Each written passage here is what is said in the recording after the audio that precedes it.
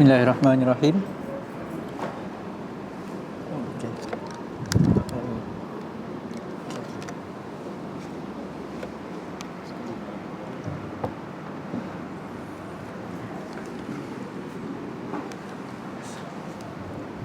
Bismillahirrahmanirrahim. Alhamdulillahirabbil alamin.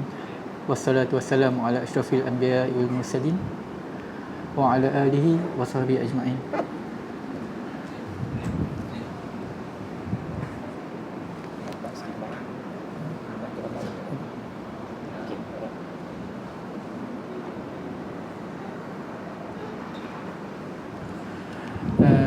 Jadi pertama dan selamanya kita manjatkan segala syukur kepada Allah Subhanahu Wa Taala yang masih memberikan nyawa kepada kita, yang masih mengekalkan kita dalam agama Islam ini. Saya mengucapkan ribuan terima kasih kepada pihak Surau Sutera Prima yang telah menjemput saya secara ad hoc lah, tiba-tiba kan. Kebetulan hari ini saya bercuti sebab sekarang ni kita di airport agak busy lah. Jadi sekarang jadual cuti tu pun pelik sikit. Dan juga semua ahli Korea, terima kasih kerana hadir pada hari ini. InsyaAllah pada hari ini saya rasa bukan ceramah kot, jadi adalah lebih kepada perkongsian lah berkenaan COVID-19 yang telah menyebabkan kecemasan global di seluruh dunia lah. Jadi saya kenalkan diri saya dulu lah. Saya Dr. Imaduddin. Sebelum ni saya bertugas di Hospital Pulau Pinang di Jabatan Kecemasan Hospital Pulau Pinang, dan kemudian baru ini saya berpindah ke pintu masuk antarabangsa Pulau Pinang lah. Actually dia lebih kepada yang nama dia public health lah, kesihatan awam. Jadi saya jaga airport dan juga saya jaga pelabuhan. Pelabuhan ni dia ada dua lah, satu yang dekat Sultan Hampir, yang dekat Star Cruise, dan juga di Batu yang ada NBCT semua tu lah, dan termasuklah airport lah. Jadi bila jadi COVID-19 ni, banyak masa saya dihabiskan di airport lah. Okay. Jadi sebab sikit lah tentang diri saya lah. Okay. Jadi untuk COVID-19 ni kan, kita perlu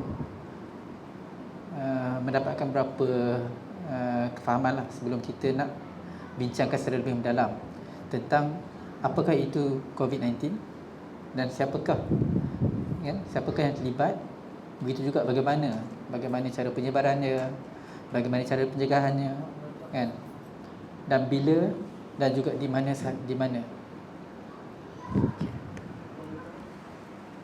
Okey. Mandangkan waktu yang agak singkat, saya cuba try pendekkanlah. Kita akan lebih banyakkan kepada soal jawab lah. Yang pertama, kita nak tahu kan, apa tu coronavirus? Kan orang tanya apa tu coronavirus kan? Apa beza coronavirus? Apa beza COVID-19? Apa beza SARS? Apa beza MERS-CoV? Semua orang tanya kan. So mungkin malam ni kita jawab sikit lah. Gantung lagi.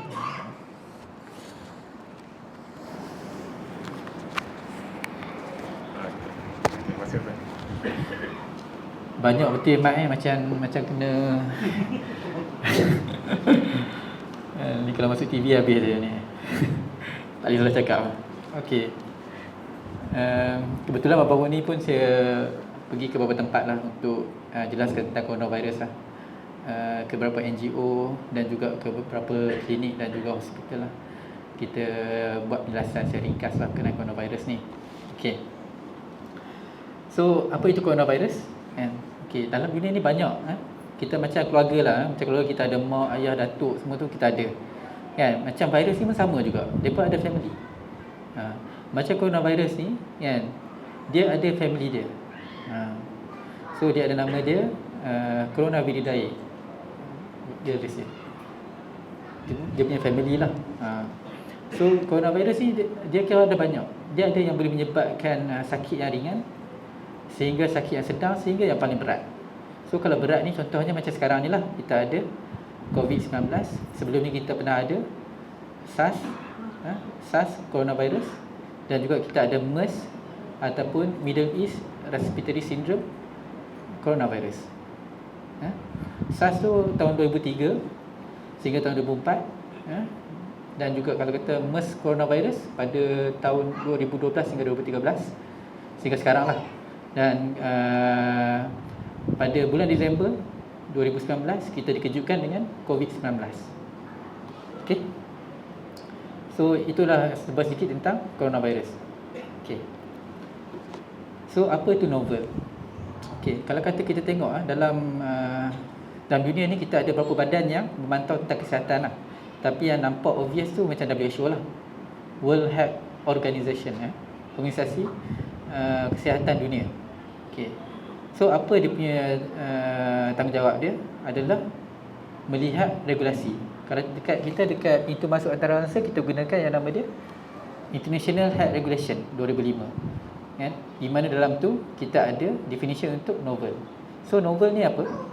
Dia maksud dia baru lah, dia baru lah. Okay.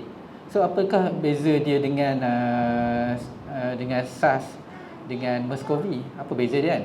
Kita pun nak tahu sebab apa, kita tengok ni . Okay, basically tempat yang berlaku yang novel ni adalah di Wuhan. Okay, Wuhan tu dia adalah distrik. So dia punya negeri dia adalah Hubei. Jadi 3 state dia yang agak teruk sekarang ni adalah di Jiangsu, Zhejiang dan juga Hubei. Jadi 3 yang teruk lah, yang terjejas. Di samping dia adalah dia tepi-tepi dia ada banyak, dia ada banyak state yang besar-besar lah.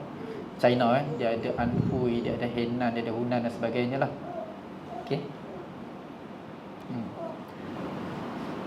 So adakah virus ni dia sama dengan yang sebelum ni?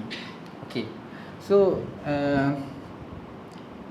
kalau kita tengok manusia ada topi dia, ada dia pakai kepiah, ada dia pakai songkok, kan, ada yang pakai serban, baju Melayu pun lain warna kan, jenis pun lain lagi, baju Melayu Johor lah, baju Melayu macam-macam lah kan. So macam untuk yang coronavirus ni pun sama juga. Okey. So kan, dia ada beza dari segi topi dengan baju dia. Yang tu kenapa dia panggil SARS-CoV-2 kan. Sebab dulu ada SARS coronavirus, so sekarang ni ada SARS-CoV-2. Okey, bayangkan macam ni lah. Kenapa dia boleh berlaku evolusi ni kan, dia ada teori dia sendirilah kenapa boleh berlaku benda macam ni. Okey, contohnya bila satu orang tu dapat jangkitan, contohnya SARS coronavirus contohnya kan. Okey, contoh macam tu, dia masuk ke dalam sel. Okey, katakan dia masuk yang dalam sel orang ni, yang masuk tu dia pakai topi warna merah, baju dia warna hijau contohnya. Ataupun senang ambil depan saya, dia punya kepiah warna putih, dia punya baju warna hijau. Ya, lepas tu tiba-tiba masuk pula lagi satu lagi jenis virus, topi warna coklat, baju warna hitam. Contoh macam itulah. Senang lah. Senang nak bagi faham orang macam tu kan. Kita nak bagi senang. So masa dia masuk dalam tu, kan kita tahu kan, dalam sel tu dia akan berlaku kan, yang nama dia translation dan sebagainya dalam tu kan. Tu bahasa sains lah. Okey, mainly apa yang berlaku, contohnya tiba-tiba terbentuknya virus yang kepiah dia warna putih, baju dia warna hitam. So dia satu benda yang baru, dan benda ni adalah teori yang berlaku lah ya?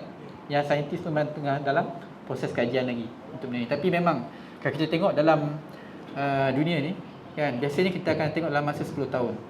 Kalau kata tak ada yang baru, biasanya dalam 10 tahun dia akan ada yang baru, dia akan ada perubahan. Jadi kita namakan sebagai antigenic shift dalam bahasa medik dia lah, bahasa perubatan. Dia ada nama dia antigenic drift, dia ada antigenic shift. Tapi basically yang saya sebut ni, yang bila dia jadi kuman yang sangat baru, dia adalah antigenic shift. Okey? Tak apa. Yang tu bahasa perubatan yang complicated sikit, tak apa, kita pergi teruslah. So berapa bahayakah COVID-19 ni? Kalau kita tengok data, kalau kita tengok data yang terakhir lah, kita ada nama dia CFR, case fatality rate. Dia punya kadar kematian dia lah. Kalau kita tengok compare dengan MERS-CoV dengan SARS-CoV yang pertama, case fatality rate dia tinggi.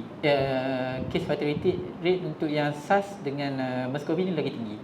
Kalau SARS ni dia boleh sampai 10%, di mana pada tahun 2003 hingga 2004 berlaku outbreak di China juga untuk SARS ni. Okey. So pada masa tu ada lebih kurang 8,000 kes dengan kematian mencapai 10%, lebih kurang 300 lah. Yes, 800 kes, 800. So kalau kata untuk MERS-CoV kan, di mana outbreak ni berlaku di Arab, tanah Arab, dan juga di Korea pada masa tu, Korea Selatan. Outbreak ni berlaku kat sana pada tahun 2012 lah. Okay, so apa yang berlaku pada waktu tu kan, kes yang lebih kurang 2,000 orang dengan kematian 30%. So nak kata kematian lagi tinggi pada kes MERS coronavirus dan juga pada kes SARS. Tapi kalau kata yang sekarang ni punya kes, kalau kita tengok kadar jangkitan dia kan sampai 100,000 lebih, tapi kematian sampai sekarang lebih kurang 4,000, 3,000 lebih 4,000. So dalam 3.5%. So dia lagi rendah lah ada kematian dia. Okey. Dan Alhamdulillah kita kat Malaysia belum ada lagi kes kematian lah. Hebatlah Malaysia punya health service ni sebenarnya. Nak compare dengan negara lain sebenarnya kan, kita kes 100 lebih dah, tapi Alhamdulillah kan tak ada yang meninggal lah. Kalau kita tengok negara macam Iran, tengok negara macam Itali, macam South Korea, macam even Amerika kan, banyak kematian yang berlaku di sana lah compare dengan Malaysia. Okay. So apa tanda-tanda dia? Yang tanda-tanda dia actually lebih kurang sama macam kita kalau dapat flu kan, macam mana kita dapat sesama dan sebagainya tu lah kan, macam kita dapat influenza dan sebagainya, dia lebih kurang sama. Okey, di mana tanda-tanda dia akan ada kan demam tu sebab kan badan cuba bertahan lah. Badan cuba bertahan, dan juga kalau kata ni dia ada sesak nafas ataupun sakit tekak. Okey. Lepas tu boleh ada jangkitan paru-paru, dan apa komplikasi dia? Kan, selain pada komplikasi jangkitan paru-paru, dia boleh komplikasi kepada buah pinggang dan juga jangkitan dalam darah. Okey. Jadi macam mana cara penyebaran dia? Baru ni dia cakap kata cara penyebaran dia melalui makanan kan, ada cakap kata melalui airborne, maksudnya dia boleh terbang rata-rata masuk dalam aircon kan, sebarkan kat satu bangunan. Okey. Ada yang cakap kata melalui sentuhan kan, ada yang cakap melalui kalau kata hantar barang pada China mai ke sini boleh berjangkit kan. Jadi mana yang betul? Okey, mana yang betul ya? Okey, yang last kita dapat maklumat daripada WHO kan, penyebaran untuk coronavirus ni dia lebih kurang sama, iaitu melalui droplet. Droplet ni macam mana? Kalau batuk kalau kita batuk bersin kan, benda tu dia boleh menyebar lebih kurang 1 meter. Okey, itu kenapa kita bagi tahu bila sakit, bila nampak orang sakit kan, jarakkan diri anda 1 meter sebab bila dia batuk saja dia akan pergi sampai 1 meter kan. Ataupun dia boleh melekat dekat tempat-tempat yang kita pegang dan sebagainya lah, macam tombol pintu, macam railing. Kalau kata dekat airport ni, kami ni pening sikit lah sebab troli lah nak kena tengok, toilet nak kena tengok kan, escalator nak kena tengok, semua nak kena tengok, supaya tempat-tempat yang selalu disentuh ni selalu dibersihkan. Okey. Kemudian yang pertama melalui droplet. Yang kedua adalah kontak. Yang tadi saya sebut kontak tu yang melekat kat tepi-tepi tu lah, melekat kat tepi besi dan sebagainya tu, yang tu kontak. Okey. So buat masa ni kita tak ada bukti bahawa dia adalah airborne lah. Kalau airborne ni kita ada macam kes yang TB contohnya, tuberculosis dia adalah airborne. Yang tu kenapa, apa masalah? Sebab dia boleh bertahan lama dekat satu kawasan. Okey. Kalau nak tanya boleh tanya no? Tak apa, jangan segan. Saya insya-Allah, kita kalau kata saya boleh jawab, saya jawab lah. Kalau saya tak boleh jawab, saya bagi tahu saya tak tahu lah. Ya. Ataupun saya buat tak tahu je.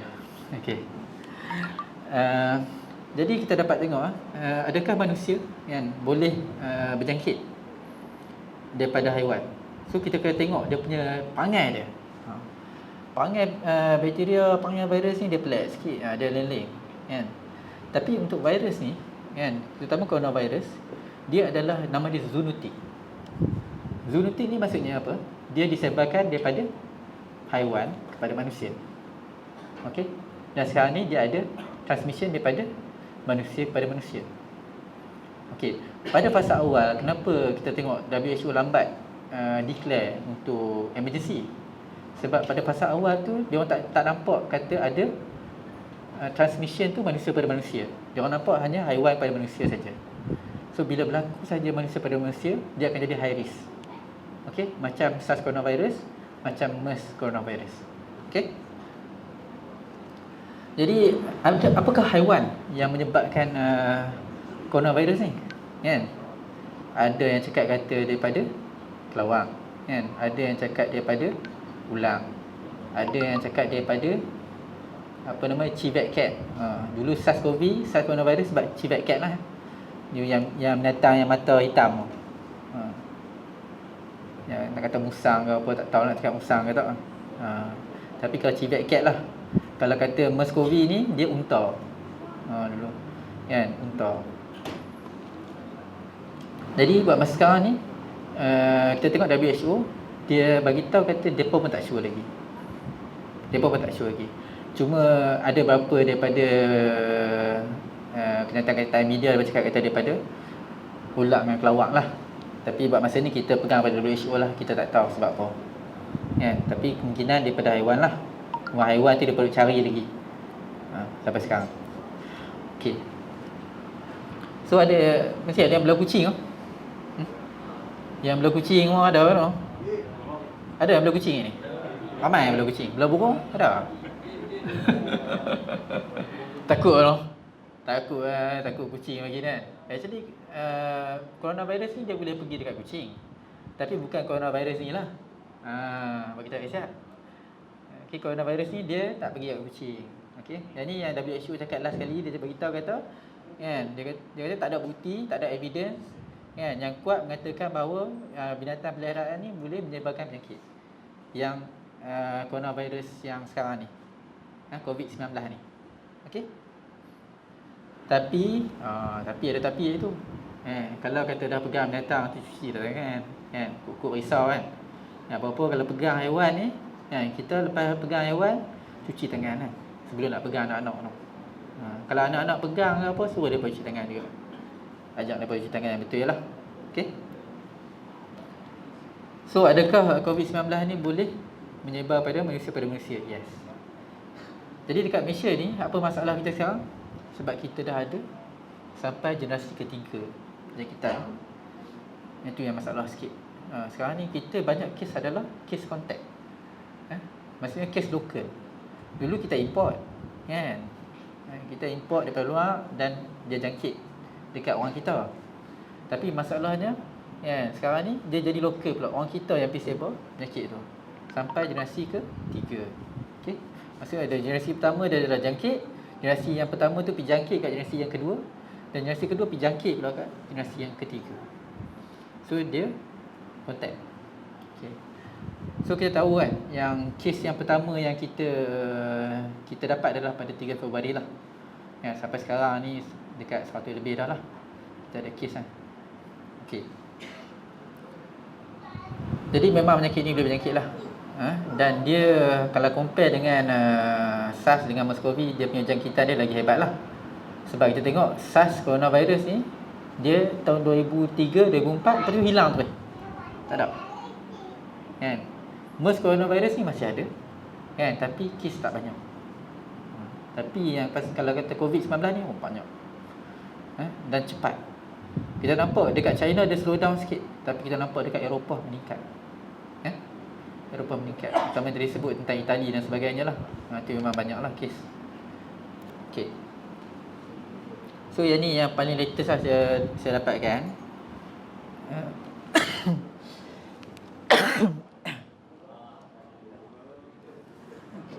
Ada yang tak ada yang. Minta yang sikit. Okey. Jadi sekarang ni kita dapat tengok jumlah kes kita dah ada lebih kurang 1,000 lebih, dengan kematian lebih kurang 4,000.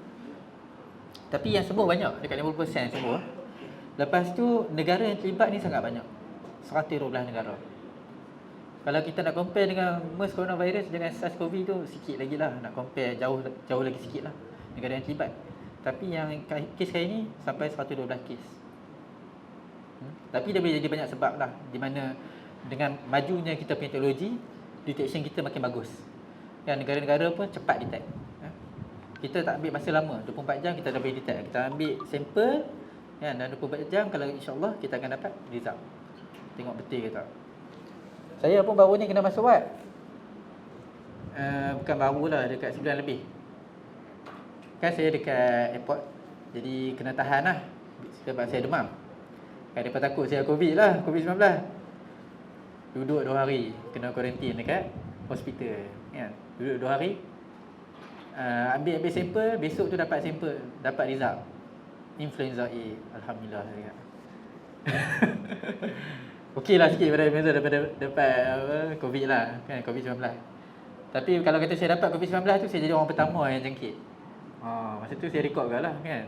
Tapi sebab saya negatif, so saya tak jadi orang yang pertama. Orang lain yang dapat jadi orang yang pertama dapat COVID, yang orang Malaysia lah. Jadi Alhamdulillah lah, saya di kuarantin selama lebih kurang 14 hari. Lepas tu saya habis lah kuarantin. Dekat 2 minggu lebih, 3 minggu dah lah habis daripada kena kuarantin.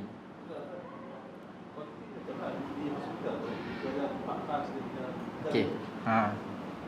Yang bagus ya. Okey, dia ada, kalau kata dalam perubatan ni kita ada nama dia isolasi dengan kuarantin. Okey, apa beza dia? Kan, isolasi ni bila orang tu ada simptom. Contohnya demam kan, lepas tu dia betul-betul tak sihat. Orang macam ni kita kena isolasi dekat hospital. Kalau kuarantin pula adalah orang yang sihat. Macam saya pada fasa awal tu memang nama dia diisolasi lah selama 2 hari. Sebab saya ada demam semua, lepas tu okey. So saya balik ke rumah tak ada demam dah lah, cuma saya ada batuk. Lepas selama lebih kurang 14 hari saya dekat kena ni lah.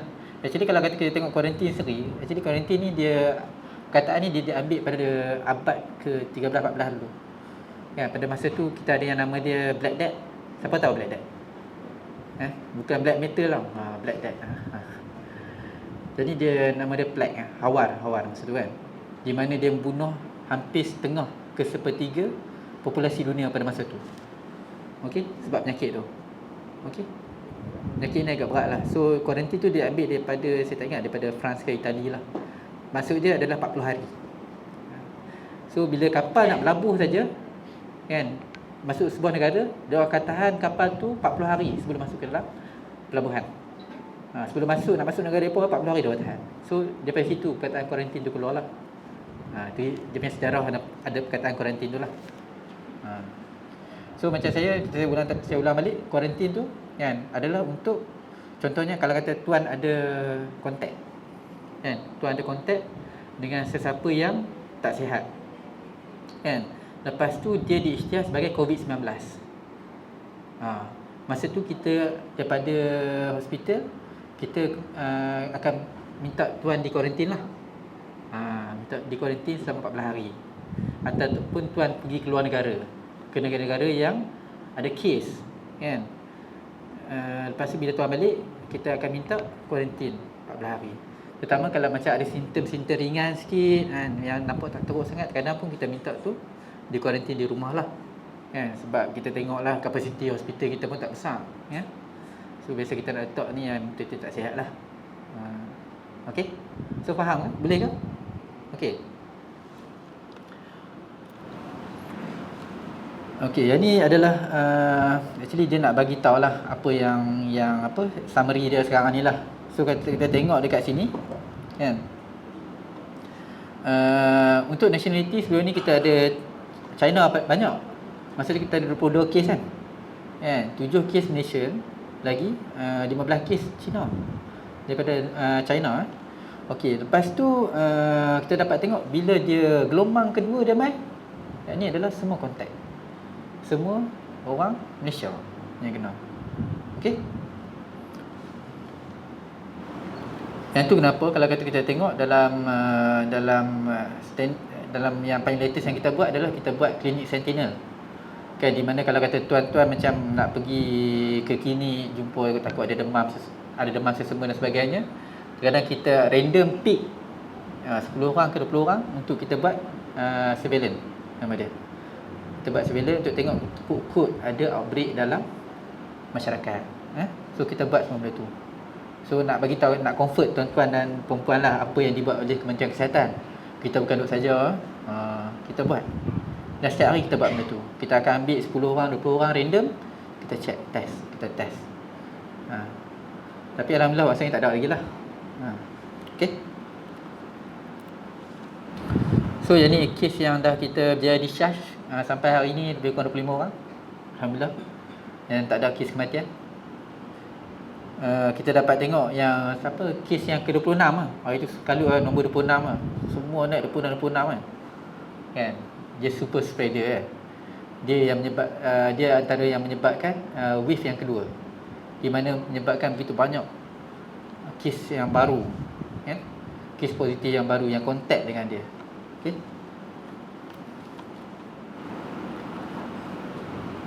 So apa yang tuan-tuan boleh buat?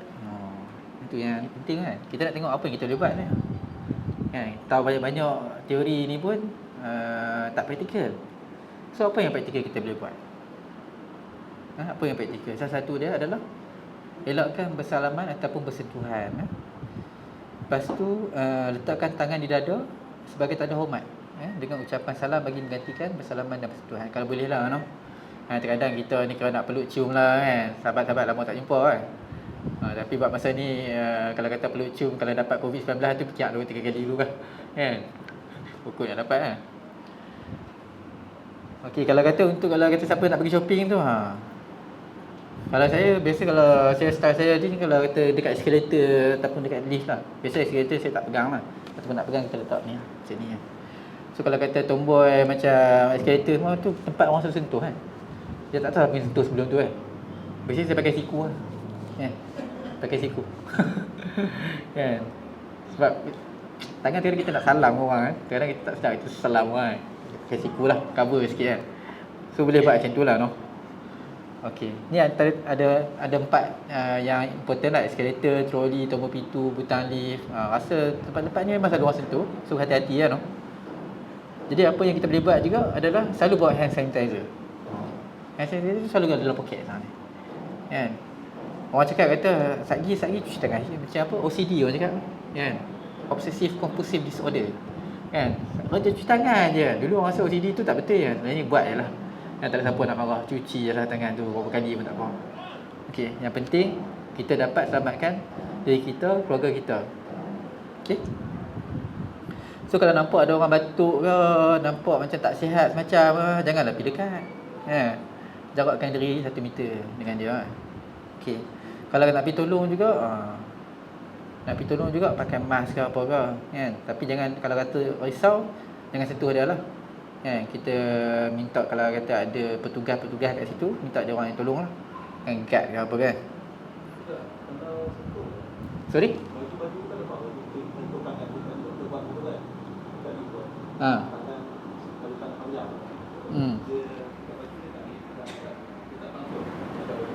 Dia boleh melekat lah, tapi dia macam contohnya macam kita bersin kan, kita batuk. Macam mana etika batuk yang betul?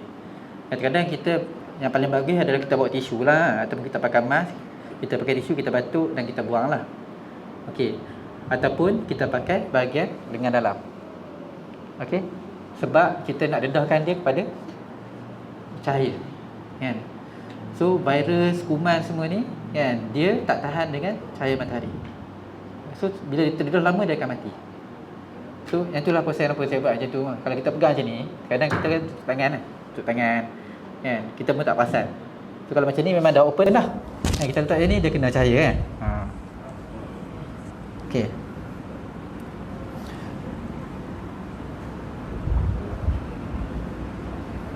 Sama jugalah ni noh. Ni kita tempat kerja lah. Siapa pergi kerja sekarang ni? Baru ni kita dapat dengar Motorola. Lepas tu ni baru ni apa? Tadi baru ada apa? Kisai. Kisai. Ayah saya pun dia kerja kat apa? Dynacraft. Pun tanya juga macam mana nak buat. Kan? So kalau kata kita tengok tindakan mereka agak drastik jugalah. Di mana walaupun orang tu kontak tak positif pun dia orang buat cuci. Kan? Lepas tu kes Motorola saya pun tak sure adakah dia positif ke tak. Tapi dengar kata depa cakap kata positif lah dalam berita-berita kan. Tapi buat masa saya tak dengar lah clarification daripada Kementerian Kesihatan. Tapi macam mana pun tak apa, sebab Motorola dia orang dah buat cuci semua. Kisah tutup berapa hari? 3 hari 12 sampai 15. Dia orang tutup 3 hari 4 hari macam tu kot, semata-mata untuk bersihkan semua tempat depa lah. Okey.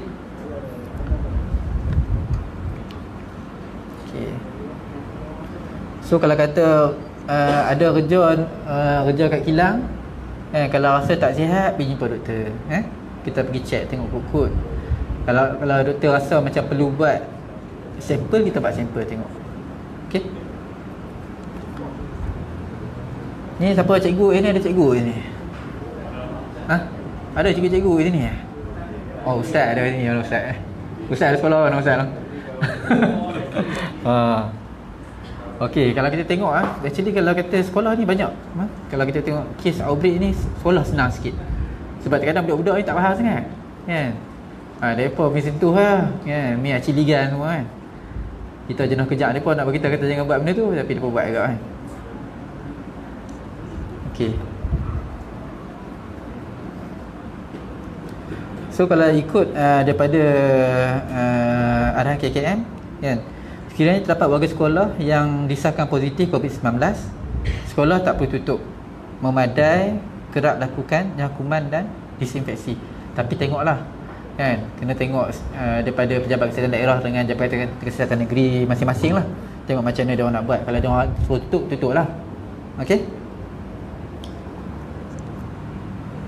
So kita dapat tahu kan bahawa transmisi dia boleh melalui apa nama dia mukosa lah. Jangan gosok mata, jangan masuklah hidung, jangan sentuh muka kita lah. Okey. So kalau siapa-siapa yang ada rasa macam ada kontak dengan COVID-19 ni ataupun bekerja di hospital, bekerja kat klinik. Ada orang kerja hospital, klinik kat sini? Ada ke? Ramai no? Oh ramai. Dah ramai kerja hospital, klinik ni. Balik tu mandi dululah. Baju tu masuk cuci terus. Masuk cuci baju semua, balik mandi. Baru sentuh anak. Baru sentuh isteri, baru sentuh suami. Janganlah balik-balik tu kira terus peluk tak tahu apa yang kita bawa balik dekat family. Kena hati-hati lah. Okay. So apa yang kita boleh buat? Basuh tangan. Bila nak kena basuh tangan? Bila kita batuk. Bila kita batuk tutup mulut, basuh tangan.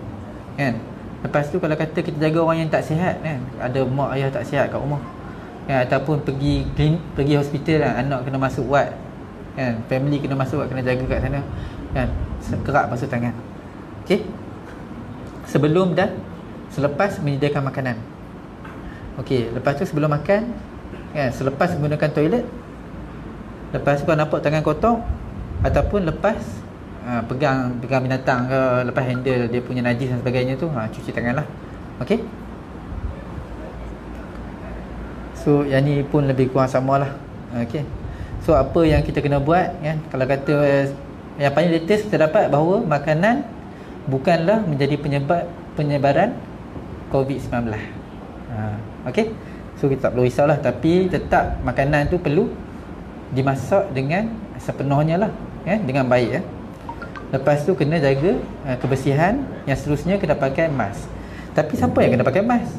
Adakah semua orang dalam ni kena pakai mask? Asal-asal macam mana? Sebab sekarang ni sebab semua nak pakai mask, sehingga kita tengok berlakunya shortage, stok. Macam kami dekat airport, untuk staf kesihatan sendiri dan juga daripada custom, daripada immigration kan. Mereka ni kita namakan sebagai frontliner kan, orang yang barisan hadapan. Barisan hadapan. So orang barisan hadapan ni kan, dia banyak dengan passenger yang baru masuk. So orang-orang macam ni memang kita minta pakai mask kan. Tapi masyarakat kan, kita yang sihat kita tak galakkan pakai mask. Okey, kita tak galakkan pakai mask. Tapi kalau kata ada sakit, ada demam, semua sebagainya, pakailah kan. Tapi kalau sihat tak payah pakai. Okey. Tapi cuma apa yang kena buat, elakkan tempat-tempat yang ramai. Kita baru ni kita dikejutkan dengan kes COVID-19 di Masjid Petaling. Okey. Di mana Brunei dia berkeluarkan statement lah kan, di mana kes dia, saya rasa yang last saya dengar ada lebih kurang 6 kes lah kan, sebab dia orang buat perkumpulan dekat sana, perkumpulan tabligh. Tak salah pun buat perkumpulan tu, tapi salahnya sebab masa sekarang ni tak sesuai. Okey, tak sesuai kan.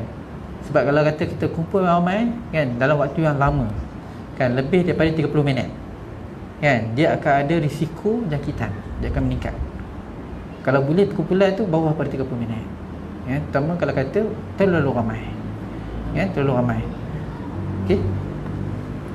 Lepas tu selalu kena cuci tangan. Lepas tu tutup mulut dengan tisu kalau batuk Okey. So kalau kata nak pakai mask tu pakai betul-betul lah. Saya tengok terkadang pakai mask ni lebih kurang lah kan. Pakai mask ni buka dekat hidung, lepas tu angkat, tutup hidung, mulut tu buka kan. Kita tengok lebih tak payah pakai mask kan, nak pakai juga kan. Lepas tu bila kita nak beli, stok tak ada kan. Baru ni kita dekat airport sampai kesian dekat frontliner yang ada, tak ada stok kan. Kita kesihatan ni nak bagi kat depa pun kita pun tak cukup kan. Depa pun duduk cari apa kat kedai pun susah nak cari, nak dapat stok untuk mask kan. So kalau kata nak pakai mask topping tu, pakai betul-betul lah kan.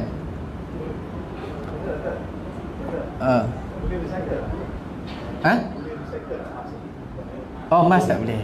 Mask tak boleh recycle. Sekali pakai buang. Okey, contoh macam mana lah. Contoh macam kita pakai sari tu, pasti kita buang lah ya. Ataupun kalau kita dah bersin, dah macam basah dalam tu, janganlah pakai juga, buang lah kan.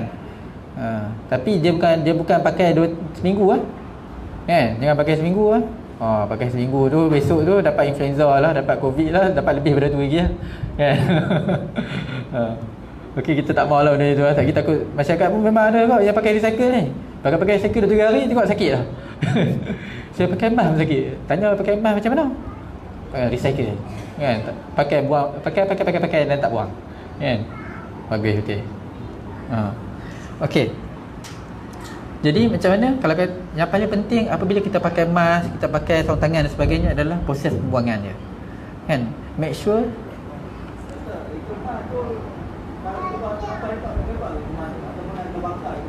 macam mana?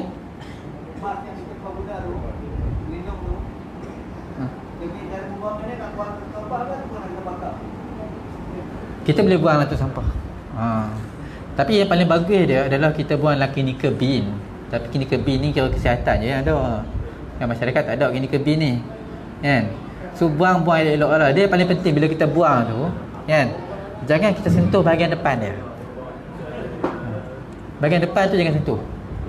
Terkadang ni orang kira dah pakai tu kan, nak tarik buang mask tu jatuh kan. Bila dia tarik nafas, kuman bakteria lekat kat depan kan. Tapi dia pegang depan ni tarik kan, tangan penuh dengan kuman dengan bakteria kan. So bila nak buang tu buka dari belakang kan, jangan sentuh yang depan tu. Buka. Nampak dia pun style dia, tengok dia tak pegang depan tu, dia pegang tepi tu, buka. Lepas tu dia buang dalam tu sampah. Lepas tu terus cuci tangan. Okey. Ada cerita pasal cuci tangan ni memang, tapi nak cerita sempat lah ni. Sempat cerita. Nak cerita dulu yang dapat hadiah Nobel ni sebab cuci tangan je. Dia ajak cuci tangan. Tapi orang yang ajak ni, dia pun cakap kata dia gila. Dia gila. Okey. Tapi lepas tu dia pun check, sebab dulu dia orang tak ada yang nama dia macam mikroskop semua nak tengok kan kalau ada kuman. Dia cakap kata, orang ni cakap kata takut dekat tangan tu ada racun. Sebab dia ni doktor Yang cerita ni adalah doktor ONG, doktor pakar bidan, ONG, Obstetric and Gynecologist. Okay, kalau kita pergi macam wife mengandung dan sebagainya, akan jumpa dengan doktor ni lah. So apa yang dia buat, cuci tangan. Dia bagi tahu, dia buat kajian, dia cakap kata saya buat kajian doktor dengan bidan. Dia cakap kata bila bidan bagi lahirkan anak, baby banyak tak mati. Tapi bila doktor yang lahirkan anak, banyak yang mati. Pasal apa? Doktor patutnya lagi power, tak mati kan? Lagi pandai. Lepas tu dia kaji-kaji, cakap kata rupanya bidan ni bila dia nak melahirkan anak pada masa tu lah, pada zaman tu, dia cakap kata depa ni cuci tangan setiap kali lepas prosedur. Tapi depa pun tak tahu pasal apa. Mungkin dia orang cuci sebab nak bersihkan tangan lah. Tapi yang doktor ni biasa lepas buat lagi lah, tak cuci tangan pun. So dia cakap, at last dia dapat kesimpulan, dia kata oh yang ni mungkin sebab tangan ni ada racun. Tapi sebenarnya tangan ni ada virus lah masa tu, bakteria dan sebagainya. Itu sebab tu yang menyebabkan kematian bayi meningkat lah. Okay. Ataupun kematian ibu sendiri kan. So akhirnya dia dapat hadiah Nobel. Tapi sebelum tu orang cakap dia gila lah. So macam sedih sikit lah. Tapi dia dapat lah hadiah Nobel lepas dia mati lah. Okay. So itu pasal cuci tangan lah. Okay. So adakah orang yang tua saja yang dapat ke? Budak-budak dapat ke? Ataupun orang macam saya yang sihat, sejahtera ni yang dapat? Kan? Saya ni kira kalau sehari ni kalau tak biasa bersukan lah. Saya ni kalau saya rajin bersukan. So sehari atau 2 hari sekali saya akan pergi jogging, main pingpong, badminton, berenang dan sebagainya saya akan buat. So dalam seminggu tu mungkin dalam 5 hari tu memang saya akan spend masa free tu memang saya akan pergi buat something yang untuk fizikal lah. Okay. Jadi adakah orang macam saya pun boleh kena? Saya ni sihat tau. Sebenarnya dia boleh kena kat siapa saja. Okay, cuma dia teruk ke tak? So siapa yang teruk ke tak tu? Nak kena tengok tu. Okay. So orang-orang yang mengandung, ibu mengandung ibu mengandung ni yang ni kena jaga lebih sikit sebab dia punya pertahanan tubuh dia rendah. Pertahanan tubuh rendah. Jadi bila kena jangkitan ni susah. Dia dengan ada bawa janin dalam perut lagi dengan diri dia sendiri lagi kan. Jadi kalau kata ibu mengandung ni kurangkan kontak, duduk rumah lah. Balik kalau kata kerja kat luar pun, balik rumah tu jangan pergi keluar nak jumpa kawan-kawan. Kalau kata kalau boleh elakkan pergi majlis-majlis macam ramai-ramai ni Al-Quran dan sebagainya ni biasa kan. Kalau boleh kurangkanlah. Bukan sebab kita larang buat benda tu, tak. Sebab kita nak kurangkan risiko jangkitan. Okey. Lepas siapa lagi yang bahaya? Orang-orang yang berumur atas 65 tahun. Orang-orang yang warga emas lah. Dia tak ada warga perak. Dia ada warga emas tau. Siapa yang atas 65 tu ada? Ada? Okey. Alhamdulillah, warga atas 65 tu kira okey lah. Okey, so dia kalau atas 65 dia ada risiko. Siapa lagi? Budak-budak bawah 5 tahun. Terutama yang bawah 2 tahun. Bawah 2 tahun ni lagi bahaya kalau kena. Lepas siapa lagi? Siapa yang ada komplikasi? Kecil manis, darah tinggi, jantung, buah pinggang. Kalau kata dia ada kanser, dia orang yang transplant. Untuk transplant mesti ganti buah pinggang lah, ganti apa sajalah. Yang makan ubat steroid. Yang ni dia risiko tinggi. Okey. Yang ni orang nak tanya ni kan. Ni selalu orang tanya, kalau kata duduk itu tempat tu berapa lama dia boleh duduk kan. Ni pun saya pun tak berani nak jawab sangat. Tapi tak apalah, kita tengok daripada SARS dulu. SARS dululah. Okey, kalau ikut perangai coronavirus ni, dia boleh tahan di satu tempat tu jam sampai ke beberapa hari. Jam sampai ke beberapa hari. Okey, tapi cara nak bunuh dia tak susah. Kita pakai boleh pakai alkohol, boleh pakai Dettol dan sebagainya, kita boleh pakai untuk cuci. kan, tempat-tempat yang ada risiko untuk kita pegang dan sebagainya, selalu dipegang kan. Jadi kalau kata nak cakap spesifik berapa jam, saya tak boleh cakap lah, tapi dia sangat tergantung lah, virus, bakteria dan sebagainya, dia tergantung pada cuaca, iklim iklim, cuaca, kelembapan dan sebagainya, tu dia ada kaitan kan dengan dia punya survival dia lah. So apa beza dia? Apa beza antara yang COVID-19 ni dengan flu dengan common cold? Dia berbeza dari segi dia punya family lah. Kalau kata flu ni influenza lah kan. Lepas tu kita ada common cold kan. Common cold ni pun boleh jadi daripada coronavirus kan. Tapi COVID-19 ni dia menyebabkan simptom yang lebih berat kan. Biasanya dia akan datang dengan demam, dia akan datang dengan batuk yang teruk, dia akan datang dengan penat. Terutama kalau kata orang-orang yang berisiko tinggi saya sebut tadi tu kan. Biasa kalau orang yang berisiko tinggi ni kalau kena kan, dia senang lah nak jadi teruk. So adakah, kalau kata contohnya kadang-kadang kita main surah dia takut ke kan, dia ni sihat je tapi boleh tak dia sebarkan kat aku. So dia adalah risiko tu sangat rendah lah orang yang sihat untuk dia sebarkan penyakit ni lah. Ataupun mungkin dia ada virus tu dalam badan dia ataupun dalam tekak dan sebagainya, tapi dia tak boleh sebarkan, melainkan dia ada batuk. Dia ada batuk, dia sentuh, lepas tu dia sentuh tempat dia, itu dia boleh menyebabkan jangkitan jugalah. Yang ni pun orang tanya juga, boleh tak, selamat tak ambil daripada mana-mana lah, daripada negara-negara luar kan. Okey, sebab bila barang tu dihantar, dia melalui kan level-level cuaca iklim yang berbeza kan. So dia akan menyebabkan virus tu mati. Jadi insya-Allah selamat. Tapi kalau risau kan, boleh cuci sebelum kita nak buka barang tu. Okey. So antibiotik boleh ke? Boleh lawan ni penyakit ni antibiotik? Boleh ya? Antibiotik ni untuk bakteria. Dia bukan untuk kuman. Bukan untuk virus, sorry. So antibiotik ni tak berkesan. So sebab apa doktor bagi antibiotik untuk kes COVID-19 ni? Sebab orang tu kena masuk hospital. Bila masuk hospital ni ada banyak kuman kat dalam kan. So dia nak, satu dia nak elakkan lah daripada berlaku jangkitan bakteria, ataupun dia dah kena jangkitan bakteria baru kita bagi antibiotik lah. Tapi kalau virus, dia memang tak berkesan untuk kita menggunakan antibiotik. Jadi jangan pergi dekat klinik ke, doktor saya kemungkinan takut kena virus, bagi antibiotik. Itu tak betul lah. Jangan minta dekat doktor bagi antibiotik untuk virus. Itu salah tu kan. Itu untuk bakteria saja kalau antibiotik ni Okey. So adakah pengubatan yang spesifik untuk penyakit ni? Ya. Dia punya kesan virus ni, dia ada kaitan dengan tahap imunisasi badan. Maknanya kalau dia kuat akan efek, kalau dia lemah efek.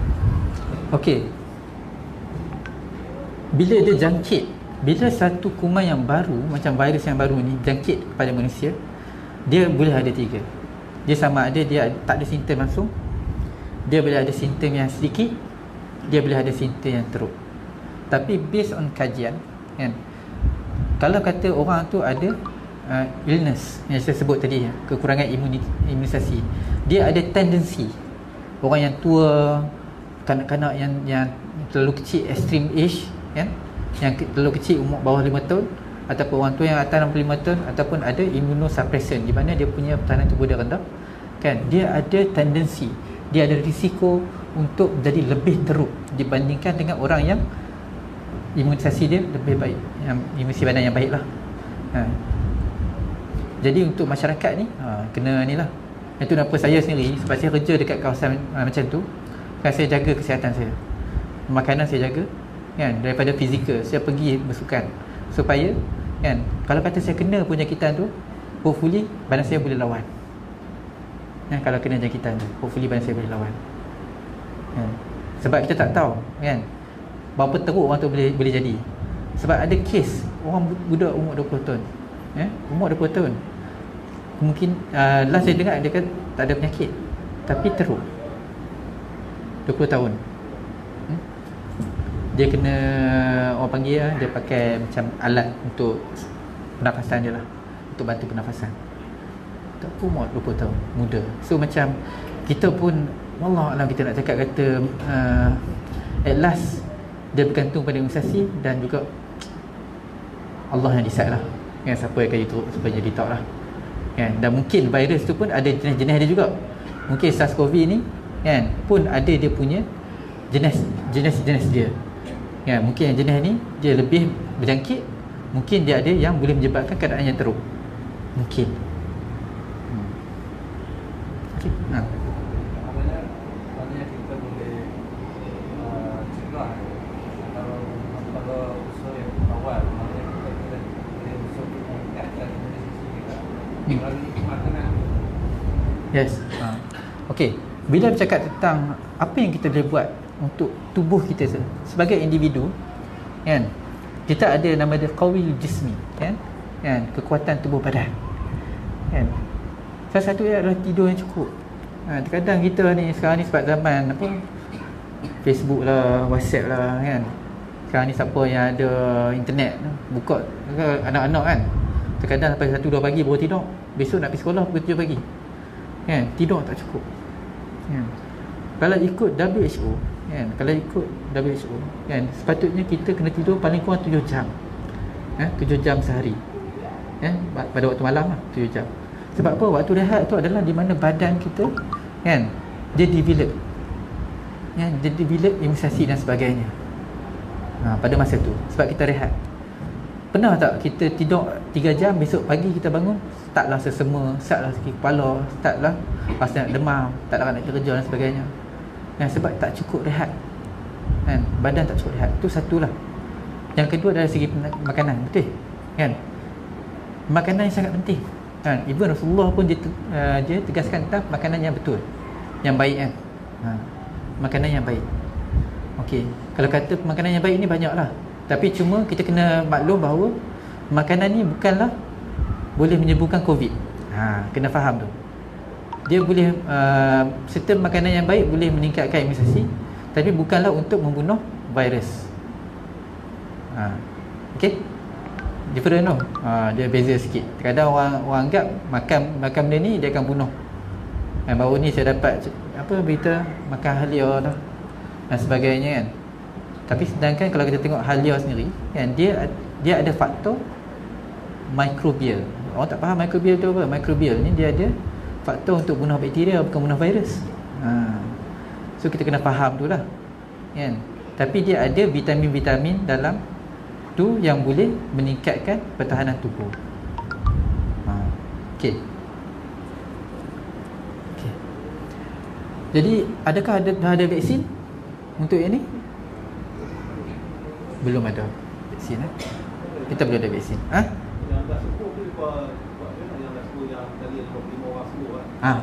Dia sembuh basically dengan supportive treatment nama dia.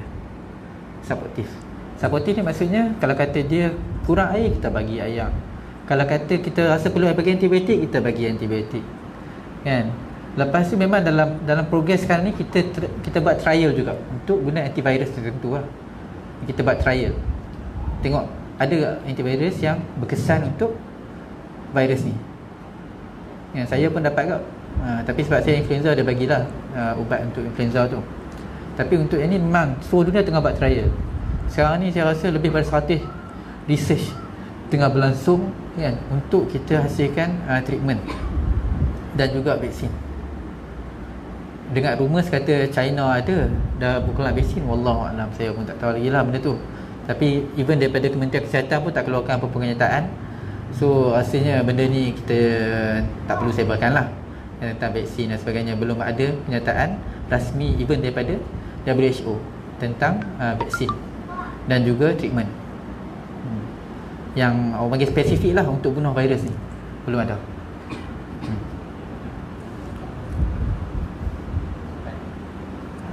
Ah, Di Malaysia ni ataupun di Pulau Pinang ni, seperti yang kita maklum, Motorola, Kisai dah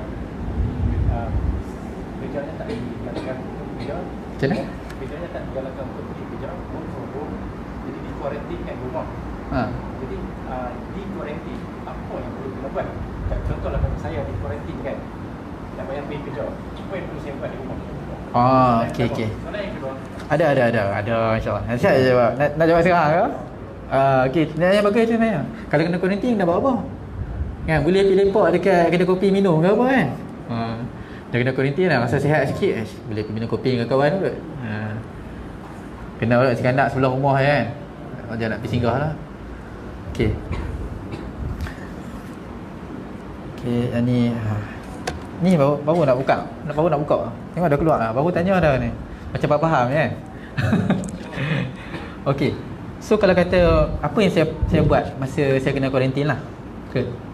Yang pertama adalah sentiasa berada kat rumah supaya boleh dihubungi setiap masa. So pada masa saya sakit ni dalam 3-4 hari sekali dia call saya. Kan? 2 hari sekali, 3 hari sekali dia call saya. Dia bertanya apa khabar kan? Sihat lah, ada demam ke, ada batuk ke, sakit tekak lagi ke, ataupun rasa makin teruk lah kan? Dia bertanya semua benda tu kan? Lepas tu yang seterusnya adalah kena hadkan pelawat lah. Actually tuan-tuan kena faham sebab kuarantin ni dia ada akta dia tau. Dia ada akta dia. Tuan-tuan memang tak boleh saja keluar kan? Kuarantin ni macam kalau kata kat rumah, kalau tuan-tuan keluar saya sengaja ni, dia boleh kena tahan dengan polis tau. Okey, boleh tahan tuan-tuan sebab tuan-tuan keluar pada waktu kuarantin. Melainkan kalau kata ada kecemasan, tu pun kena call pejabat kesihatan terdekat untuk maklum sebab apa nak pergi keluar. Okey. So kena kurangkanlah orang yang melawat kat rumah. Lepas tu kalau kata dia pemain tu, buatlah satu kertas ke buku sikit lah, tulis siapa yang main rumah melawat kan. Sebab apa, kalau kata in case kan, tuan-tuan tiba-tiba dia suruh kuarantin tapi tak ambil sampel, tuan-tuan tiba-tiba demam teruk, pergi hospital kena check positif kan. Sebenarnya kita suruh kuarantin 14 hari je sebab kontak kan, tapi ni tuan-tuan jadi demam sebagainya, jadi positif pula dekat hospital. So at least bila tuan-tuan dah ada kontak nombor siapa yang main tu, senang staff untuk kita tracing. Kita nak trace siapa yang tak sihat. Okey. So yang susah apa yang berlaku yang dekat yang apa masa yang program tabligh tu, sebab apa? Sebab kita nak cari kontak tu seorang. Ya. Depa cakap kata lebih kurang 5,000 nak kena cari. Letih jugalah 5,000, dah banyak negara pula kan. Indonesia ada, Brunei ada, Malaysia lagi, Thailand lagi. Oh, letih nak cari kan. Kita cari satu-satu siapa yang main. Kan, bukan senang tu nak cari. Kan, bukan senang cari, susah. Kan, sekarang ni pun kita dah teruk dah. Kan, bila nak cari 5,000 orang pula, Allah, lagi teruk lagi dah nak cari, susah. Kan, jadi kalau kata yang paling boleh mudahkan adalah kalau anda di kuarantin kat rumah, buat satu buku, siapa yang main melawat, tulis nama. Okey. Lepas tu amalkan adab batuk yang betul. Kalau boleh dengan anak-anak tu jangan duduk dekat lah kan, asing lah bilik kan, duduk bilik seorang-seorang, jangan bagi anak masuk kan. Okey. Lepas tu buang tisu yang telah digunakan dan pakai sanitizer. Lepas tu pakai mask. Kalau nak keluar pergi depan even ruang tamu ke, nak pergi tengok TV ke apa, pakai mask lah. Cuci tangan. Lepas tu kalau kata pakai peralatan tu kan, peralatan tu asing kan, peralatan itu kita asing, kita pakai kita punya sahaja kan, kita cuci sendiri semua, kita bersihkan semua kan, jangan kongsi dengan family. Okey, boleh cuci pakai sabun biasa pun tak apa, boleh. Lepas tu yang paling penting adalah ventilation. Pengudaraan kena bagus. Jadi saya rasa saya berikan ustaz kau untuk fatwa ni. Saya pun tak berani ingat je kan. Di Malaysia belum ada lagi kes kematian. Jika berlaku kematian, adakah proses pengenalian jenazah dibuat seperti mana dengan sakit HIV ataupun ada prosedur sendiri, ataupun memang boleh KKM yang akan uruskan juga. Okey. Ya, ni saya pun tak dapat data yang paling baru lah, apa yang akan dibuat. Baru ni apa, lebih kurang awal bulan Mac itulah. Kalau kita tengok dalam fatwa Bayan Linnas, wilayah Mufti Wilayah Persekutuan, dia ada buat perbincangan dengan pihak Kementerian Kesihatan Malaysia tentang kalau ada kematian macam mana proses dia, tapi dia tak pula jelaskan secara mendalam macam mana proses dia. Saya pun tak pasti yang pasal. Misalnya katakanlah ada kematian disebabkan COVID ni, kami sebagai rakyat awam, orang awam, apa yang perlu ada, siapa, macam mana lah Kalau orang awam ni tak perlulah terkejut kan. Kalau kata kematian tu kan, sebab kematian tu kita lah yang kena terkejut dekat kesihatan, sebab kita kalau kata dari segi contagiousness, HIV kalau dia mati itu je kan, kita tak kacau mayat dia kan. Dia berjangkit melalui cecair kan, dia bukan melalui kalau dia batuk. HIV ni kalau batuk dapat tak? HIV bukan sebab batuk. Jadi kita boleh still contact lah. Boleh contact dengan mayat. Sepatutnya tak boleh lah, sebab dia boleh dapat melalui skin contact. Dia dah mati. Kalau dia mati pun sama ke, tapi dia boleh dapat. Dia macam Ebola. Nak tengok, tuan tengok Ebola. Kami akan uruskan. Pihak Kementerian Kesihatan yang akan uruskan. So tuan-tuan tak perlu risaulah. Tapi kalau kata kes yang macam tu, kita pun tak hantar dia balik rumah kan, kita akan buat semua dekat hospital yang kita akan settlekan semua. Tapi cuma saya tak pasti dia punya proses dia macam mana. Adakah dia orang akan bakar ataupun dia orang akan seal kan, macam dekat Nigeria. Kalau kata kematian untuk Ebola, mereka ada tim khusus yang dia orang mai balut sampai 3 lapis sampai 3 lapis, dan yang bawa tu pun orang yang pakai baju macam astronomi tu, macam astronomer tu kan, macam angkasawan tu, dia pun mai bawa untuk ditanam. Tapi yang paling senang adalah dibakar lah. Dibakar. Okey. Jadi Ustaz nak bagi kau ni pasal fatwa ni. Allah, saya pun risau saya cakap ni. Okey, basically ni bukan fatwa saya buat sendiri ya. Jadi saya ambil daripada pandangan ulama yang sekarang lah. Sebab actually bila berlaku kes COVID-19 ni, isu dia adalah apa yang kita nak buat kan. Benda ni nak kata berlaku, sebenarnya pernah berlaku. SARS pernah berlaku, pada masa MERS-CoV pernah berlaku, tapi dia tak berlaku teruk macam ni kan. Ni sampai apa, satu dunia kena, sampai 100 lebih negara kena kan. So kita pun jadi risau. Masa tu kita SARS punya kes pun kat Malaysia satu je. Insurans tahu Apa? tak? Insurans tahu tak? Itu saya tak pastikan tanya insurans. Lepas ni saya boleh kerja insurans kan. Untung kat sekarang ni kalau kerja insurans kan. Okey. Okey. Yang ni adalah daripada UAE lah, Majlis Fatwa Syar'i UAE, di mana ada tokoh yang memang terkenal lah, nama dia Syekh Abdullah bin Bayyah kan. Kalau kita tengok fiqh contemporary semua ni, banyak yang dekat Malaysia ni kita rujuk dia lah. Syekh Abdullah bin Bayyah ni sangat terkenal lah di seluruh dunia. Okey. So apa yang dia cakap tentang hukum pergi solat Jumaat dan berjemaah ketika berlakunya penularan COVID-19. Yang pertama, dia cakap yang pertama sekali adalah apa-apa pun kena ikut arahan penguatkuasa kesihatan. So kalau dekat Malaysia ni kita ada KKM, Kementerian Kesihatan Malaysia. So kalau KKM keluarkan arahan, kalau Kementerian Kesihatan Malaysia keluarkan arahan kan, untuk satu-satu benda tu kena follow kan, kena follow. Kalau cakap kata masjid tutup 2 hari, kita nak cuci, tutuplah masjid tu kan, sebab dia adalah penguatkuasa kesihatan. So kena follow apa yang dia suruh. Okey. Kemudian yang kedua adalah haram hukumnya bagi siapa yang dijangkiti atau dijangkiti virus tersebut untuk berada di tempat umum. So nampak so kalau dia kena kuarantin tu janganlah pergi keluar. Saya saja pergi keluar. kita dengar rumours dekat Korea kan, macam mana penyebaran dia adalah orang ni pergi ke tempat umum walaupun dia tahu dia sakit. Wallahu a'lam. Kan? Kita harapkan benda ni tak betul lah rumor ni ya, sebab dia rumor. Kan? Tapi peningkatan kes kat Korea sangat tinggi lah.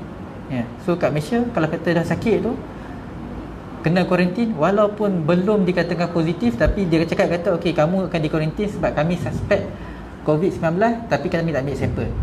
So kena kuarantin 7 sampai 14 hari. Duduk dekat rumah, jangan keluar kalau tak ada sebab. Okey. So even untuk solat Jumaat, solat raya, dia cakap sebab dia cakap apa, wajib juga untuk mengambil segala langkah pencegahan. Okey. Kemudian rukhsah diberikan kepada mereka yang tua atau yang dijangkiti virus atau disyaki untuk tidak hadir solat berjemaah Jumaat atau solat tarawih. Mereka boleh solat di rumah mereka dan mereka boleh solat zuhur saja sebagai ganti kepada solat Jumaat. Okey. So wajib mendukung segala usaha untuk mengekang penularan virus dan tidak boleh menyebarkan maklumat yang bukan datang dari maklumat resmi kerajaan. Yang ni dia tekan tu. Ni dekat UAE dia cakap benda ni. Cakap jangan sebarkan benda yang tak pasti. Dia tak bagi tu. Sampai keluar fatwa tu Mungkin sebab kat sana orang suka sharing kot. Dia keluarkan fatwa sebab benda ni. Kat Malaysia pun sama juga kan. Kita ada tentera bawang dan sebagainya. Suka sharing kan. Kan? Kerja nak bawang kan. Satgi sharing. Yang paling best satgi apa-apa pun tanda soal. Aduh, Allah Akbar kan. Banyak sangat berita yang menyebabkan kita jadi resah kan. Kita ni duduk kadang kita jadi takut kan. Kita jadi takut. Sedangkan Menteri Kesihatan tak cakap apa pun, kita yang lebih-lebih kan. Hari tu cakap kata ada 100,000 lebih kematian. Allah terkejut je, 100,000 kematian. Dengar mana kan? Dengar dekat berita mana pun tak tahu dia ambil kan. Malaysia Kinun ke apa saya tak tahulah dia ambil daripada mana pun saya tak tahu. Okey. Jadi dan ni saya ambil daripada Bayan Linas daripada kita punya ex-mufti wilayah sebelum ni lah. Sekarang ni dah jadi Menteri Agama dah. Okey. So Markas Al-Fatawa Al-Azhar dia cakap bahawa boleh berkumpul untuk tunaikan solat khusus, kemudian berdoa, memohon dan bermunajat kepada Allah agar dijauhkan dan diselamatkan daripada wabak virus COVID-19. Ini pun tergantung juga. Tanya dekat, kalau kata nak buat juga kan, kurangkan masa. Kurangkan masa tu, pendekkan solat kan, dan berdoa. Dan kalau tak sihat jangan pergi join sekali lah kan. Kalau dah tahu dah ada demam, ada batuk semua, janganlah pergi join sekali solat tu kan. So bukan Markas Al-Fatwa, dia Amja. Solat Jumaat tidak boleh dibatalkan melainkan pihak berkuasa kesihatan telah menasihatkan pembatalan atau penangguhan majlis di rumah-rumah ibadat dan mengelakkan daripada menyertai pula orang ramai kan. Lepas tu setelah pihak berkuasa mengeluarkan arahan ini, pihak pengusaha masjid mestilah mematuhinya. Okey, jadi sama macam yang tadi jugalah. Okey, once arahan tu dikeluarkan oleh penguasa kesihatan, kena ikut. Majlis Ulama Indonesia mengingatkan agar sentiasa berlaku dengan kehidupan yang sihat dari segi pemakanan dan sebagainya agar dapat mencegah virus ini dari terus merebak. Mereka juga memperingatkan agar membanyakkan doa dan zikir. Kalau daripada Kurdistan pada 3 Mac 2020, sesiapa yang disyaki menghidap coronavirus tidak boleh hadir solat berjemaah di masjid. Solat Jumaat tidak boleh dibatalkan melainkan di tempat di mana virus tersebut telah menjadi satu epidemik yang tersebar secara meluas. Epidemik epidemik tu maksudnya dia teruk lah. Dia ada nama dia endemik, dia ada epidemik, dia ada pandemik.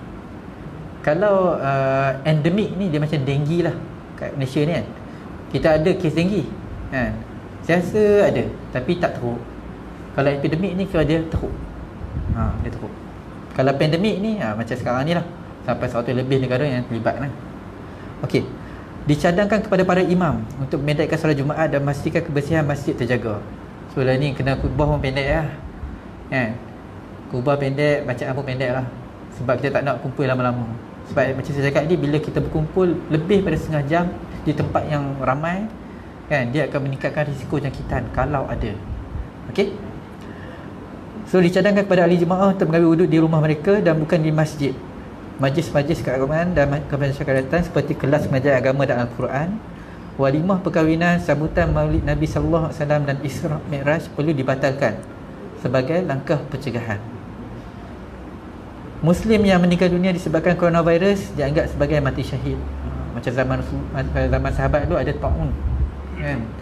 So yang meninggal pada itu memang kita isytihad menganggap sebagai mati syahid, kan? Elakkan daripada mengunjungi pesakit di rumah atau di hospital, cukup sekadar bertanya khabar. Terkadang kita nak pergi jumpa kat kawan, tak payahlah, call je lah, kan? Saya masa masuk ward tu, orang duk call tanya saya, kan, saya nak main melawat boleh tak? Tak payahlah cakap, kan? Tak payah, kan? Nanti tak payah pasal berjangkit. Tak jangkit pasal jangkit pada orang lain, kan? Okey, jadi ini adalah pendapat daripada mufti. Lepas dia dapat daripada semua fatwa ni, dia buat kesimpulan bahawa kewajipan pesakit untuk menerima rawatan seperti yang disyorkan oleh Kementerian Kesihatan Malaysia, sama ada mereka dirawat di ward-ward atau kuarantin di rumah. Mereka yang positif hendaklah tidak bergaul dan menghadiri ke majlis atau tempat kerumunan agar jangkitan dan wabak tersebut tidak merebak pada orang lain. Wajib mengelakkan diri dari melancung ke tempat wabak COVID-19 ini seperti di Wuhan, China dan tempat-tempat lain yang telah dikeluarkan oleh WHO atau Kementerian Kesihatan Malaysia. Jadi buat masa ni kalau rasa nak travel ke luar negara tu tak payahlah, kan? Melanconglah Malaysia lah. Sekarang ni pun tengah murah, kan?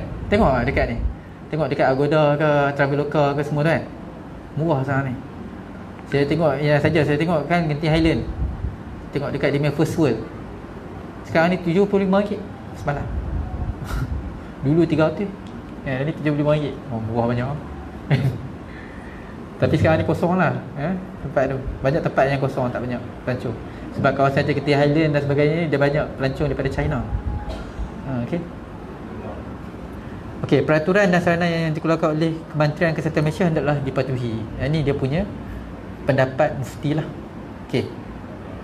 So elakkan daripada keluar negara dalam masa terdekat melainkan dalam keadaan terdesak. Menangguhkan perjalanan ke wilayah yang diisytiharkan sebagai kawasan COVID-19. Mana-mana individu yang baru pulang dari negara yang diisytiharkan COVID buat self quarantine 14 hari. Saya bagus, saya ada tim pingpong. Saya memang rajin pingpong. Saya rajin pingpong. So saya banyak main dengan angka-angka Chinese yang umur 70 tahun, yang mereka ni banyak yang dah pension. So mereka ni suka berjalan luar negara, kan? Tapi bagus mereka, siapa masa jadi kes COVID ni, kan, mereka balik pada luar negara, mereka kuarantin diri sendiri 14 hari sendiri. Tak payah kerajaan suruh 14 hari mereka duduk kat rumah, tak keluar, kan? Sebab apa saya jumpa, kenapa angka tak ada kat sini, kan? Tengok, tak jumpa. Kata sudah balik. Oh, I kuarantin 14 hari kat rumah sendiri, tak keluar. Bagus. Dia ada kesedaran untuk buat benda ni. Okey.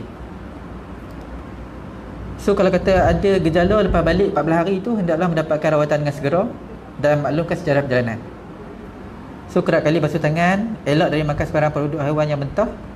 Lepas tu selalu bawa hand sanitizer, cuci tangan, tutup mulut dan hidung apabila batuk dan bersin. Tidak digalakkan bersalaman dengan pesakit atau orang yang mempunyai simptom-simptom penyakit COVID-19. Siasa tenang dalam menghadapi situasi dan mengikut arahan yang telah dikeluarkan oleh pihak berkuasa. Jangan sebarkan berita palsu, ya, sebab berita palsu ni banyak demi kesan dia. Okay. Lepas tu jangan mengeluarkan sebarang ijtihad. Jangan pula hukum sendiri atau pendapat sendiri berkenaan dengan hukum mahkamah agama, melainkan apa yang dikeluarkan oleh pihak yang berautoriti. Okay. So yang ni yang kita tengok. So yang ni bukan pendapat saya lah. Yang ni saya ambil daripada kita punya mufti wilayah Persekutuan lah, kan? Saya ambil pendapat dia. Saya pun tak boleh keluar pendapat sendiri, bahaya, kan? Tak ada tauliah, nanti kena nanti. Okey. So kalau kata nak dapat maklumat, boleh berhubung dengan Jabatan Kesihatan Negeri. Kalau kat sini kita ada Jabatan Kesihatan Negeri Pulau Pinang. Kita ada hotline sekarang ni 24 jam. Kalau risau apa-apa nak tanya ke apa, boleh call, kan? Okey.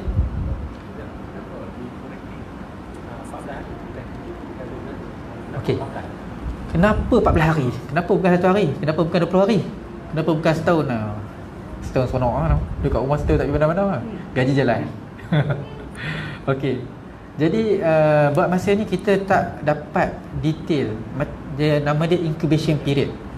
Incubation period ni masa dia lena sampai dia terbangun. Sampai dia ada simptom. So dia orang pakai yang sebelum ni punya coronavirus, SARS punya MERS coronavirus, iaitu 14 hari.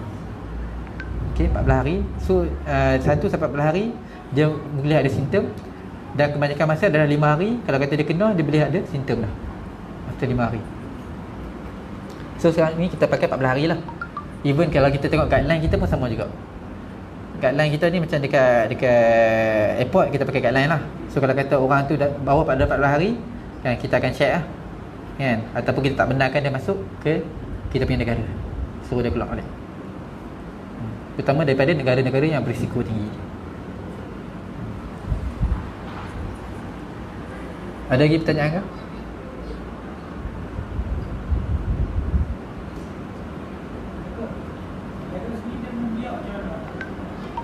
Okey, virus ni dia membiak. Okey, kalau kata nak bagi tahu secara mudah ni, dia tersebar melalui manusia, daripada haiwan pada manusia, manusia pada manusia. Okey, dia akan masuk kalau kata kita batuk kat orang tu, kan? Orang tu dapat penyakit, macam saya dapat penyakit tu, dia akan masuk dalam badan, dia akan masuk dalam sel. Dia sama macam virus-virus yang lain, di mana dia akan replikasi. Dia akan berkembang dalam sel. So bila dia dah masuk dalam sel tu, dia rosakkan sel tu, dia akan pergi ke sel lain pula. So dia menjangkiti sel-sel kan? Itulah menyebabkan kita akan ada proses pertahanan tubuh kan? Dia akan ada demam dan sebagainya. Okey.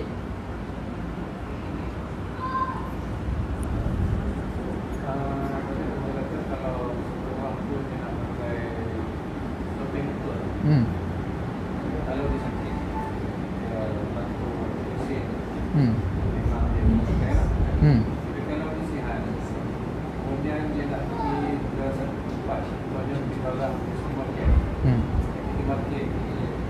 adakah dia patut pakai keadaan sekarang? Okay, kalau keadaan sekarang dia kena pakai. Okey. So kalau kata kita nak pergi ke tempat yang crowded, punya tempat yang risiko tinggi, macam kita nak pergi ke hospital, nak melawat juga, nak ziarah kan, nak pergi ke pasar raya, nak pergi ke meeting yang melibatkan ramai orang kan, kena pakai mask untuk keselamatan diri sendiri. Tapi kalau yang tu boleh-bolehnya buat masa ni kita limitkan perjalanan keluar kan. Perjalanan keluar tu kena dikurangkan, melainkan ada asas-asas yang sangat-sangat mendesak untuk kita pergi keluar. Okay.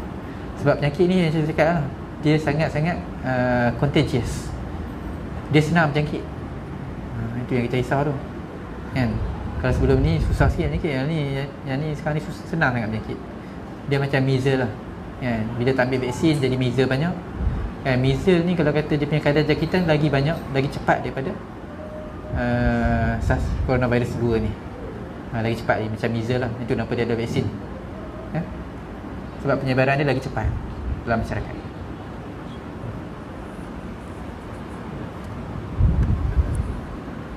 Ada lagi pertanyaan?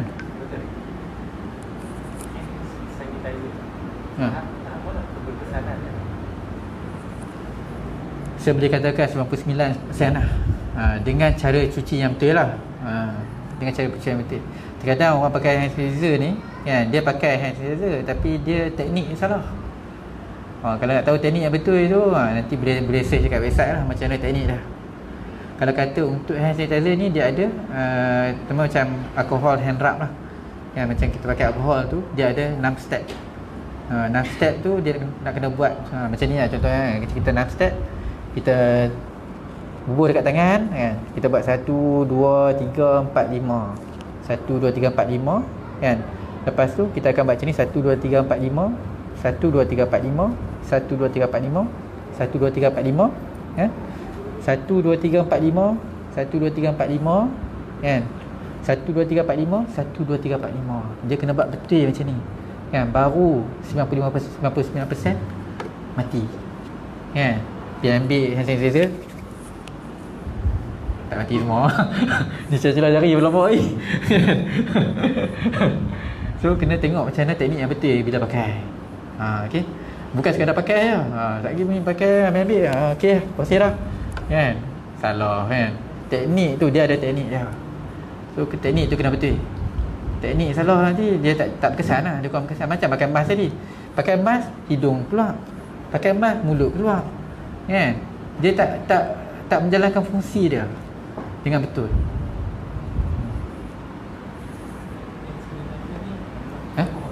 Ya?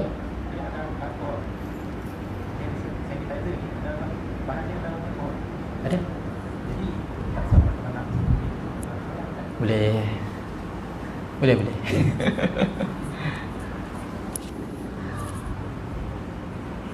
Kalau masa was-was tu boleh pakai sabun. Sabun pun boleh juga. Tapi cuma sabun step dia lain sikit daripada pakai hand rub. Dia ada 7 langkah pula. Dia lebih satu. Kalau pakai sabun dia ada 7 langkah. Kalau kata yang pakai hand rub macam hand rub sanitizer tu ada 6 langkah je. So kalau kata asal nak jimat pasal pakai hand rub lah kan. 6 langkah. Kalau kata boleh pakai sabun dia ada 7 langkah lah. 7 langkah tu nanti saya tunjuk lagi, ambil masa pula kan.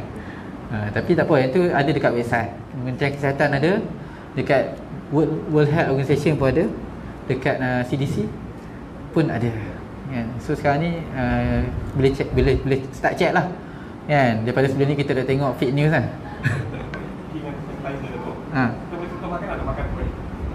Boleh? Bagi dia kering lah, jangan pasal-pasal makan.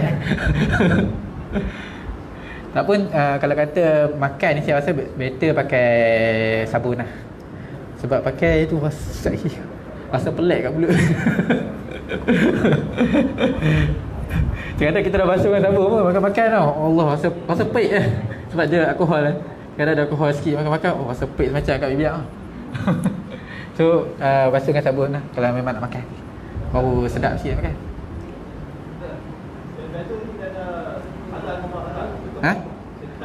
Dia halal lah. InsyaAllah halal. Dia kata halal, dia tunjuk kat situ lah. InsyaAllah halal lah.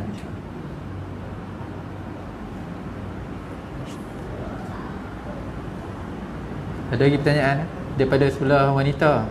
Tengok macam nak tanya.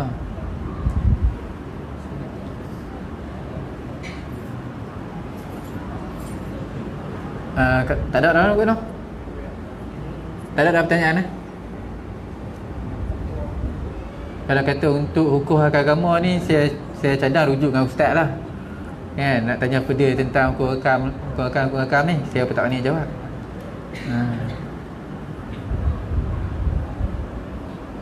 Okey, ada apa? Okey.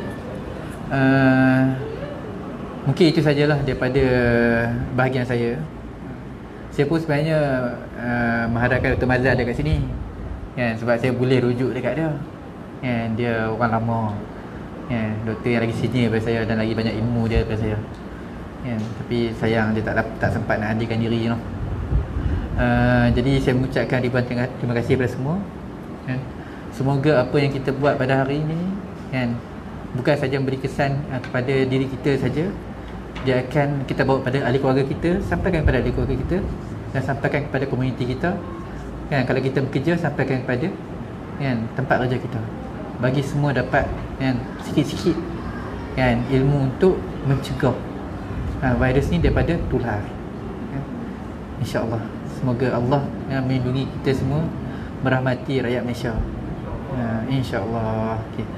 Assalamualaikum warahmatullahi wabarakatuh.